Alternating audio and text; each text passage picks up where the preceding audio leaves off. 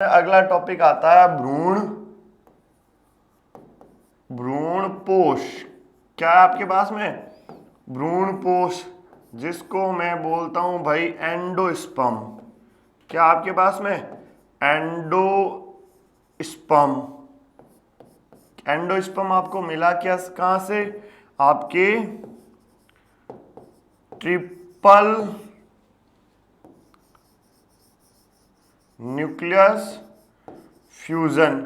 Triple nucleus जो fusion हुआ था उसके द्वारा आपको 3n मिला था। क्या मिला था? 3n मिला था। और इस 3n को ही हम किस नाम से जानते हैं? प्राइमरी भ्रूणपोष। क्या बोलते हो आप? प्राइमरी भ्रूणपोष या प्राइमरी एंडोस्पर्म के नाम से जानते हो।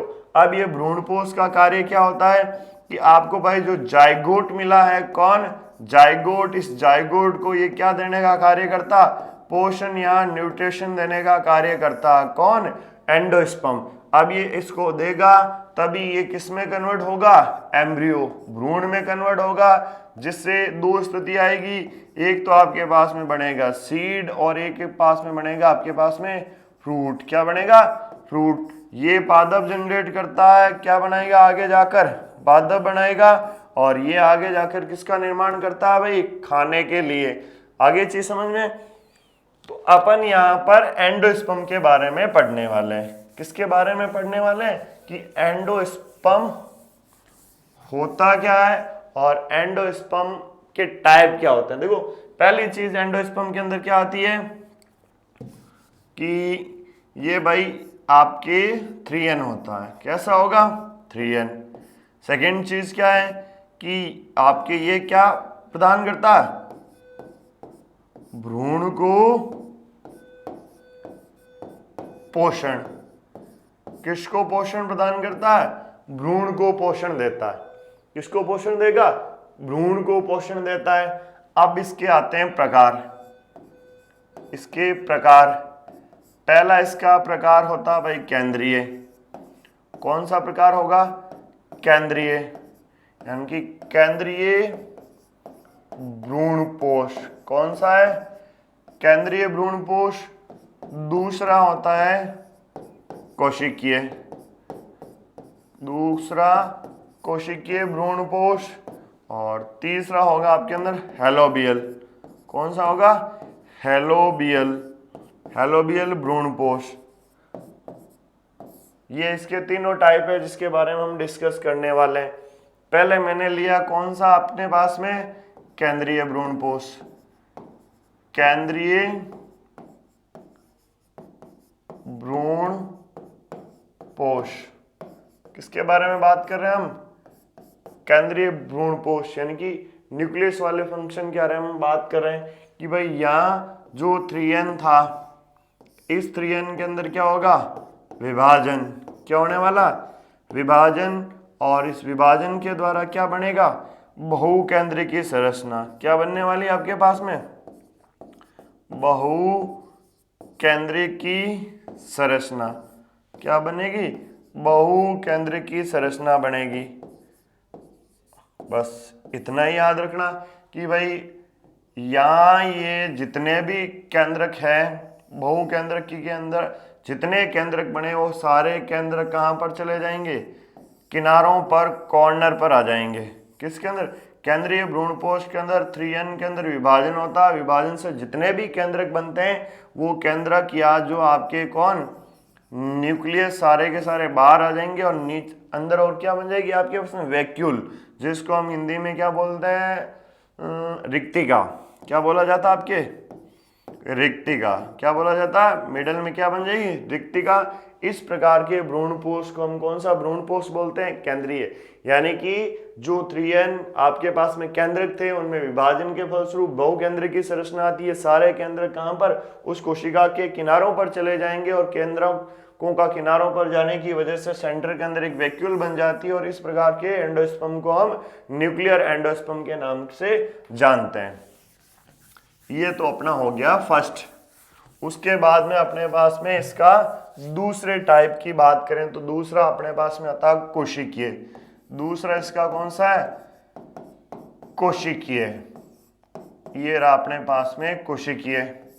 अब कोशिकीय क्या बोल रहा, सेम प्रोसीजर आपके 3n के अंदर क्या होता, डिवीजन, विभाजन हुआ, बना क्या, मल्टी न्यूक्लियस, क्या बन गई, मल्टी न्यूक्लियस। बट कंडीशन यहाँ इतनी ही चेंज होगी कि यहाँ सेक्टर अलग अलग हो जाएंगे, ये वॉल आ जाएगी, ये वॉल आ जाएगी और ये वॉल आ जाएगी। यहाँ सारे जितने भी केंद्रक है वो कहाँ पर चले जाएंगे, इस तरीके से स्टेबल हो जाते हैं। ये यहाँ पर आ गया और ये सारे सेंटर के बजाय एक जो वॉल होगी, उन वॉल के द्वारा ये न्यूक्लियस अलग अलग हो जाते हैं और इसको हम क्या बोलेंगे, सेल्यूलर एंडोस्पर्म। कौन सा, सेल्यूलर, यानी कि यहाँ पर क्या आ जाएगी, ये एक प्रकार की वॉल या क्या आ जाती है, भित्ति, और ये आपके क्या हो जाते हैं, न्यूक्लियस। क्या हो जाएंगे, न्यूक्लियस। और इसको हम सेल्यूलर या आपके क्या बोलोगे, कोशिकीय भ्रूणपोष। कौन सा है, कोशिकीय भ्रूणपोष। ये हो गया आपके कोशिकीय भ्रूणपोष। नेक्स्ट अपने पास में कौन सा, हेलोबियल। तीसरा कौन सा, आपके हेलोबियल, हेलोबियल भ्रूणपोष। ये हेलो और ये आपके बियल, हेलोबियल भ्रूणपोष या हेलोबियल एंडोस्पर्म। ये भ्रूण और ये आपके पास में आ गया पोष। अब हेलोबियल के अंदर भी सेम 3n था, 3n के अंदर डिवीजन हुआ, वही मल्टी, क्या हो गया, मल्टी न्यूक्लियस, मल्टी न्यूक्लियस बने। यहाँ कंडीशन क्या कि ओनली फॉर एक ही वॉल आएगी, यानी कि एक पार्टिकल ऊपर, आधे न्यूक्लियस ऊपर की ओर आ जाएंगे और आधे न्यूक्लियस कहाँ पर आ जाएंगे, नीचे की ओर आ जाएंगे। आधे न्यूक्लियस ऊपर आ गए और आधे न्यूक्लियस कहाँ आ गए भाई, नीचे की ओर आ गए। हेलोबियल में क्या होगा, बहुकेंद्रिकी संरचना होगी, उसमें से कुछ केंद्रक एपिकल पार्ट पर चले जाएंगे और कुछ पार्ट किस पर, बेसल। ये इसका कौन सा पार्ट होता है, आपके एपिकल। कौन से पार्ट पर आ जाएंगे, एपिकल शीर्षद भाग, और ये कौन सा भाग हो जाएगा इसका, बेसल पार्ट, यानी कि बेसल, यानी कि यहाँ नीचे की ओर आ जाते हैं, उसको हम क्या बोलेंगे, हेलोबियल। क्लियर हो गया।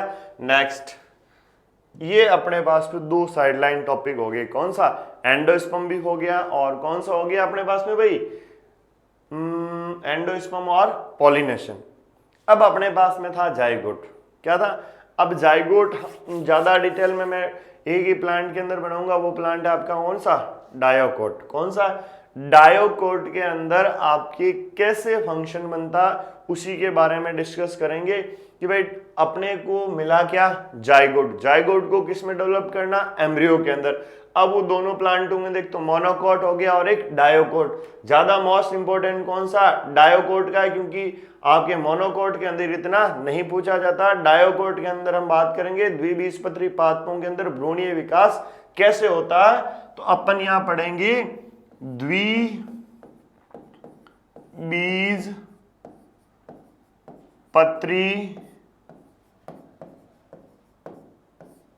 पादपों में भ्रूणीय विकास। कौन सा विकास भाई, द्विबीजपत्री पादप है, उनमें क्या पढ़ना है, भ्रूणीय विकास, एम्ब्रियो डेवलपमेंट ऑफ डायोकोट प्लांट्स। ये हम पढ़ेंगे। 1 मिनट बेटा, स्टार्ट करते हैं थोड़ा सा वोट। भाई फर्टिलाइजेशन हुआ, ये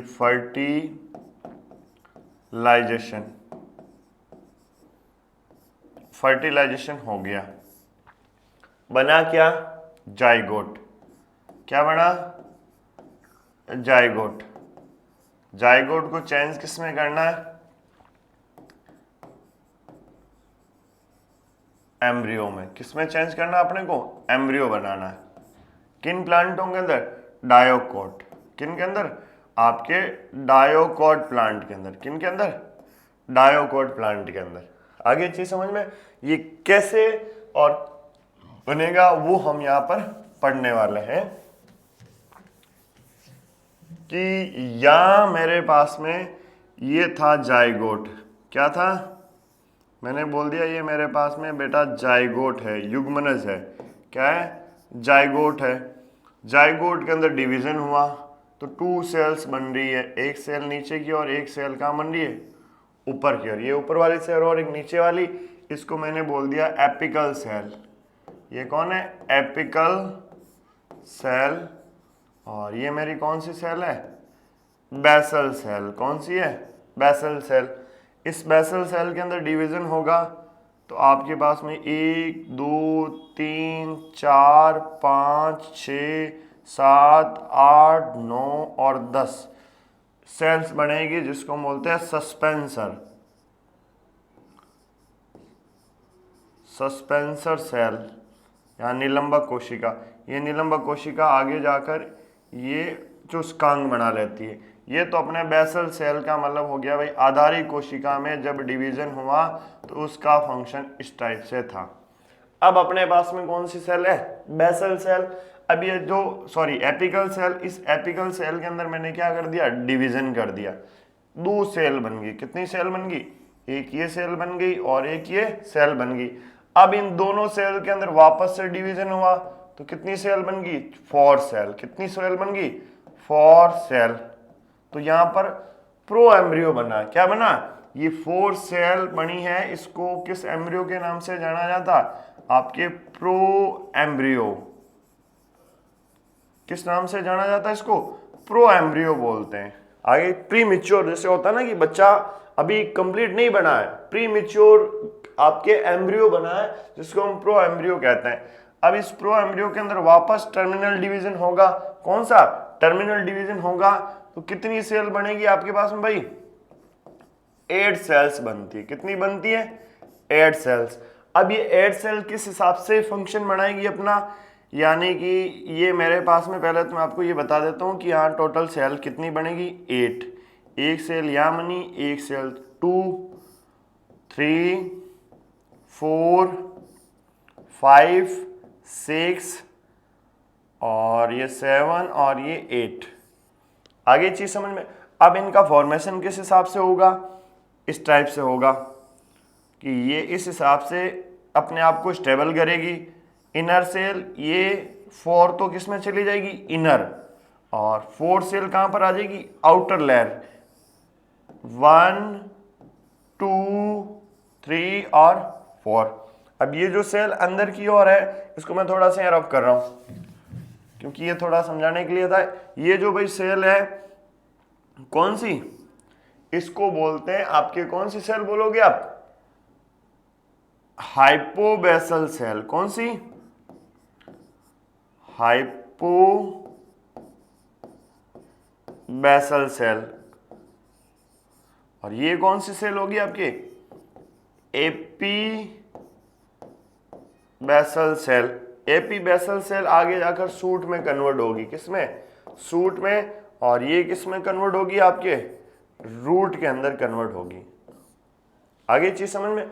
अब इस फंक्शन को मैं इस हिसाब से भी लगा सकता हूं कि मेरे पास में भाई ये दोनों अपार्ट इस टाइप से स्ट्रक्चर बनी है, तो इसके नीचे इसको तो लेके आना पड़ेगा क्योंकि ये तो अंदर जाएगा, न्यूट्रिएंट्स लेगा। कौन, ये पोर्शन, और यानी कि जिसको हम बोलते हैं न्यूट्रिएंट्स नॉक। क्या बोला जाता है, न्यूट्रिएंट्स नॉक, या जिसको हम चुस्कांग कहते हैं। क्या बोला जाता है, चुस्कांग के नाम से जाना जाता है। ये नीचे से न्यूट्रिएंट्स अब्सॉर्ब करेगी, ऊपर वाला पार्ट शूट में कन्वर्ट हो जाएगा, नीचे वाला भाग किस में कन्वर्ट हो जाएगा, रूट के अंदर कन्वर्ट हो जाएगा। तो मैं इसको थोड़ा सा इस हिसाब से बना रहा हूं कि भाई अपने पास में ये बेसल सेल थी, 1 2 3 4 5 6 7 8 9 और ये 10 भी ये इस हिसाब से इसमें कन्वर्ट हो गया। फिर यहाँ अपने पास में इस टाइप की स्ट्रक्चर बनी, राउंडेड फिगर बनाया हमने। राउंडेड फिगर के अंदर ये 4 सेल हमने अंदर की ओर स्टेबल कर दी, और ये अंदर वाली सेल कौन सी सेल है, हाइपोबेसल सेल। इसके ऊपर कौन सी सेल आ गई भाई, एपीबेसल सेल।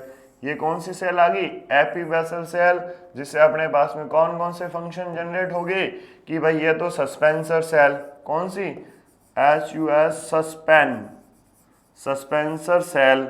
और ये आपकी कौन सी सेल होती है, एपीबेसल सेल। कौन सी, एपीबेसल सेल।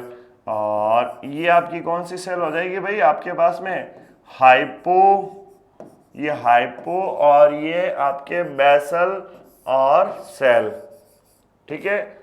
ये आपका एक फंक्शन होता है एम्ब्रियो डेवलपमेंट। हमारे पास में था क्या, वापस देखो,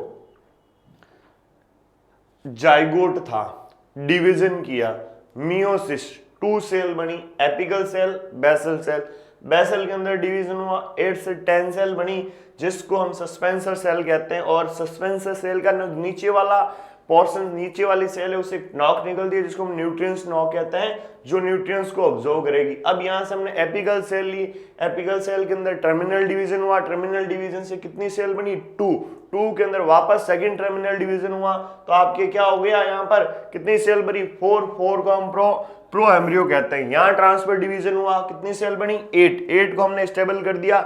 एक राइट साइड में 4 सेल आ गई, लेफ्ट साइड में 4 सेल आ गई। फिर हमने क्या किया कि 4 सेल को इनर की ओर डाल दिया, 4 सेल को आउटर की ओर डाल दिया। जो इनर सेल है उसको हमने कौन सी सेल बोल दिया, हाइपोबेसल सेल। जो आउटर सेल है उसको हमने क्या बोल दिया, एपिकल सेल। एपिकल सेल आगे किस में कन्वर्ट हो जाएगी, सूट के अंदर। हाइपोबेसल सेल आगे जाकर किस में कन्वर्ट हो जाएगी, रूट के अंदर।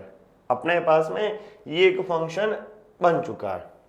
अब आगे बेटा हम करेंगे कल 2 टॉपिक इस यूनिट के अंदर आपके पास में ओनली 4 बचे हुए, जिसके अंदर अपने को बनाना अब तो फ्रूट, अपने को बनाना सीड, फिर इसका आएगा अल्टरनेशन ऑफ जनरेशन। कल आपका ये जो 5th यूनिट है, देखो ये टैक्सोनॉमी का कौन सा यूनिट है, 5th यूनिट है, जो कि कल आपके पूरा कंप्लीट हो जाएगा। और यही सबसे इजी है और इसी में से ज्यादा क्वेश्चन आते हैं। उसके बाद में हम टैक्सोनॉमी का 1st यूनिट करेंगे, जिसके अंदर आपके अधिकतर कॉनोपी के ट्यूशन है, इनफ्लोरेशन से और फ्लोवर। देखो एक टॉपिक तो आपका यहीं से निकल जाएगा, 1st यूनिट पढ़ेंगे ना वहां पर, तो अपने पास में फ्लोवर की स्ट्रक्चर वहां पर ही ओनली फॉर फ्लोवर की स्ट्रक्चर, मॉडिफिकेशन ऑफ फ्लोवर पूछा गया, तो ये यहीं से आपके ऑटोमेटिक निकल जाएगा। तो कल हम पढ़ेंगे सीड, और सीड के बाद में फ्रूट, फ्रूट के बाद में क्या, alternation generation of flower plant. Okay done, good luck.